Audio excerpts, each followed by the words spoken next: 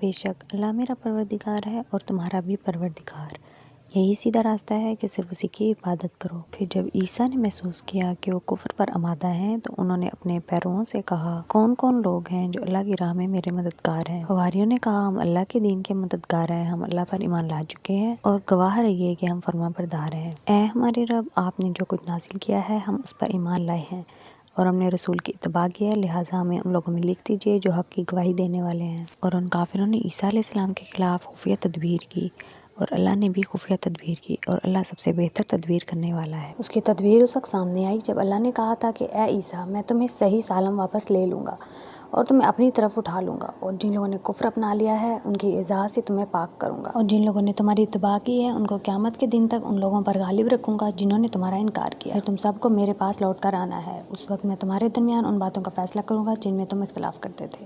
چنانچہ جو لوگ ایسے ہیں کہ انہوں نے کفر اپنا لیا ہے ان کو تو دنیا اور آخرت میں سخت عذاب دوں گا اور ان کو کسی طرح کے مددگار میسر نہیں آئیں گے۔ البتہ جو لوگ ایمان لائے ہیں اور انہوں نے نیک عمل کیے ہیں ان کو اللہ ان کا پورا ثواب دے گا، اور اللہ ظالموں کو پسند نہیں کرتا۔ اے پیغمبر، یہ وہ آیتیں اور حکمت بھرا ذکر ہے جو ہم تمہیں پڑھ کر سنا رہے ہیں۔ اللہ کے نزدیک عیسیٰ کی مثال آدم جیسی ہے۔ اللہ نے انہیں مٹی سے پیدا کیا، پھر ان سے کہا ہو جاؤ، بس وہ ہو گئے۔ حق وہی ہے جو تمہارے رب کی طرف سے آیا ہے، لہٰذا شک کرنے والوں میں شامل نہ ہو جانا۔ تمہارے پاس حضرت عیسیٰ علیہ السلام کے واقعے کا جو صحیح علم آ گیا ہے، اس کے بعد بھی جو لوگ اس معاملے میں تم سے بحث کریں تو ان سے کہہ دو کہ آؤ ہم اپنے بیٹوں کو بلائیں اور تم اپنے بیٹوں کو، اور ہم اپنی عورتوں کو اور تم اپنی عورتوں کو، اور ہم اپنے لوگوں کو اور تم اپنے لوگوں کو، پھر ہم سب مل کر اللہ کے سامنے گڑ گڑائیں اور جو جھوٹے ہوں ان پر اللہ کی لعنت بھیجیں۔ یقین جانو کہ واقعات کا سچا بیان یہی ہے، اور اللہ کے سوا کوئی معبود نہیں ہے، اور یقیناً اللہ ہی ہے جو اقتدار کا بھی مالک ہے اور حکمت کا بھی مالک۔ پھر بھی اگر یہ لوگ منہ موڑیں تو اللہ مفسدوں کو اچھی طرح جانتا ہے۔ مسلمانوں، یہود و نصارہ سے کہہ دو کہ اے اہل کتاب، ایک ایسی بات کی طرف آ جاؤ جو ہم تم میں مشترک ہو، اور وہ یہ کہ ہم اللہ کے سوا کسی کی عبادت نہ کریں اور اس کے ساتھ کسی کو شریک نہ ٹھہرائیں، اور اللہ کو چھوڑ کر ہم ایک دوسرے کو رب نہ بنائیں۔ پھر بھی اگر وہ منہ موڑیں تو کہہ دو، گواہ رہنا کہ ہم مسلمان ہیں۔ اے اہل کتاب، تم ابراہیم کے بارے میں کیوں بحث کرتے ہو، حالانکہ تورات اور انجیل ان کے بعد ہی تو نازل ہوئی تھی؟ کیا تمہیں اتنی بھی سمجھ نہیں ہے؟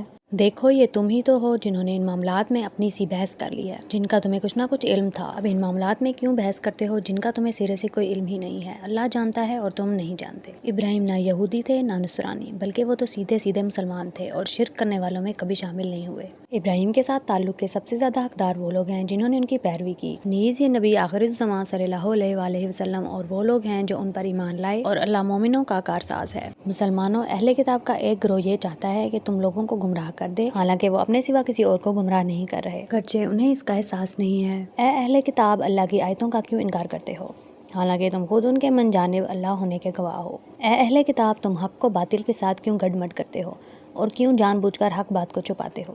اہل کتاب کے ایک گروہ نے ایک دوسرے سے کہا ہے کہ جو کلام مسلمانوں پر نازل کیا گیا ہے اس پر دن کے شروع میں تو ایمان لے آؤ اور ان کے آخری حصے میں اس سے انکار کر دیں، شاید اس طرح مسلمان بھی اپنے دین سے پھر جائیں، مگر دل سے ان لوگوں کے سوا کسی کی نہ ماننا جو تمہارے دین کے تابع ہیں۔ اب ان سے کہہ دیجئے کہ ہدایت تو وہی ہدایت ہے جو اللہ کی دی ہوئی ہو۔ یہ ساری باتیں تم اس ضد میں کر رہے ہو کہ کسی کو اس جیسی چیز یعنی نبوت اور آسمانی کتاب کیوں مل گئی جیسی کبھی تمہیں دی گئی تھی، یا یہ مسلمان رب کے آگے تم پر غالب کیوں آ گئے؟ آپ کہہ دیجئے کہ فضیلت تمام تر اللہ کے ہاتھ میں ہے، وہ جس کو چاہتا ہے دے دیتا ہے، اور اللہ بڑی وسعت والا ہے، ہر چیز کا علم رکھتا ہے۔ وہ اپنی رحمت کے لیے جس کو چاہتا ہے خاص طور پر منتخب کر لیتا ہے، اور اللہ فضل عظیم کا مالک ہے۔ اہل کتاب میں کچھ لوگ تو ایسے ہیں کہ اگر تم ان کے پاس دولت کا ایک ڈھیر بھی امانت کے طور پر رکھوا دو تو وہ تمہیں واپس کر دیں گے، اور انہی میں سے کچھ ایسے ہیں کہ اگر ایک دینار کی امانت بھی ان کے پاس رکھواؤ تو وہ تمہیں واپس نہیں دیں گے، الا یہ کہ تم ان کے سر پر کھڑے رہو۔ ان کا یہ طرز عمل اسی لیے ہے کہ انہوں نے یہ کہہ رکھا ہے کہ امیوں یعنی غیر یہودی عربوں کے ساتھ معاملہ کرنے میں ہماری کوئی پکڑ نہیں ہوگی، اور اس طرح وہ اللہ پر جان بوجھ کر جھوٹ باندھتے ہیں۔ بھلا کیوں پکڑ نہیں ہوگی؟ قاعدہ یہ ہے کہ جو اپنے عہد کو پورا کرے گا اور گناہ سے بچے گا تو اللہ ایسے پرہیزگاروں سے محبت کرتا ہے۔ اس کے برخلاف جو لوگ اللہ سے کیے ہوئے عہد اور اپنی کھائی ہوئی قسموں کا سودا کر کے تھوڑی سی قیمت حاصل کر لیتے ہیں، ان کا آخرت میں کوئی حصہ نہیں ہوگا، اور قیامت کے دن نہ اللہ ان سے بات کرے گا، نہ انہیں رعایت کی نظر سے دیکھے گا،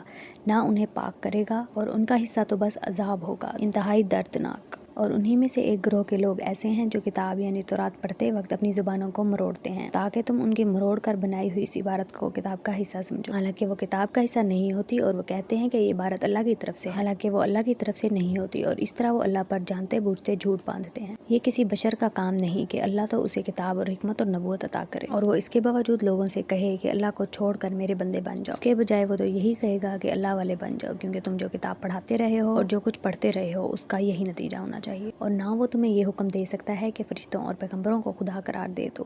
جب تم مسلمان ہو چکے تو کیا اس کے بعد وہ تمہیں کفر اختیار کرنے کا حکم دے گا؟ اور ان کو وہ وقت یاد دلاؤ جب اللہ نے پیغمبروں سے عہد لیا تھا کہ اگر میں تم کو کتاب اور حکمت عطا کروں، پھر تمہارے پاس کوئی رسول آئے جو اس کتاب کی تصدیق کرے جو تمہارے پاس ہے، تو تم اس پر ضرور ایمان لاؤ گے اور ضرور اس کی مدد کرو گے۔ اللہ نے ان پیغمبروں سے کہا تھا کہ کیا تم اس بات کا اقرار کرتے ہو اور میری طرف سے دی ہوئی یہ ذمہ داری اٹھاتے ہو؟ انہوں نے کہا تھا ہم اقرار کرتے ہیں۔ اللہ نے کہا تو پھر ایک دوسرے کے اقرار کے گواہ بن جاؤ، اور میں بھی تمہارے ساتھ گواہی میں شامل ہوں۔ اس کے بعد بھی جو لوگ ہدایت سے منہ موڑیں گے تو ایسے لوگ نافرمان ہوں گے۔ اب کیا یہ لوگ اللہ کے دین کے علاوہ کسی اور دین کی تلاش میں ہیں؟ حالانکہ آسمانوں اور زمین میں جتنی مخلوقات ہیں ان سب نے اللہ ہی کے آگے گردن جھکا رکھی ہے، کچھ نے خوشی سے اور کچھ نے ناچار ہو کر، اور اسی کی طرف وہ سب لوٹ کر جائیں گے۔ کہہ دو کہ ہم ایمان لائے اللہ پر اور جو کتاب ہم پر اتاری گئی اس پر، اور اس ہدایت پر جو ابراہیم، اسماعیل، اسحاق، یعقوب اور ان کی اولاد پر ان کے پروردگار کی طرف سے اتاری گئی، اور ان باتوں پر جو موسیٰ، عیسیٰ اور دوسرے پیغمبروں کو عطا کی گئی۔ ہم ان پیغمبروں میں سے کسی کے درمیان کوئی فرق نہیں کرتے، اور ہم اسی ایک اللہ کے آگے سر جھکائے ہوئے ہیں۔ جو کوئی شخص اسلام کے سوا کوئی اور دین اختیار کرنا چاہے گا تو اس سے وہ دین قبول نہیں کیا جائے گا، اور آخرت میں وہ ان لوگوں میں شامل ہوگا جو سخت نقصان اٹھانے والے ہیں۔ اللہ ایسے لوگوں کو کیسے ہدایت دے جنہوں نے ایمان لانے کے بعد کفر اختیار کر لیا ہے، حالانکہ وہ گواہی دے چکے تھے کہ یہ رسول سچے ہیں اور ان کے پاس اس کے روشن دلائل بھی آ چکے تھے۔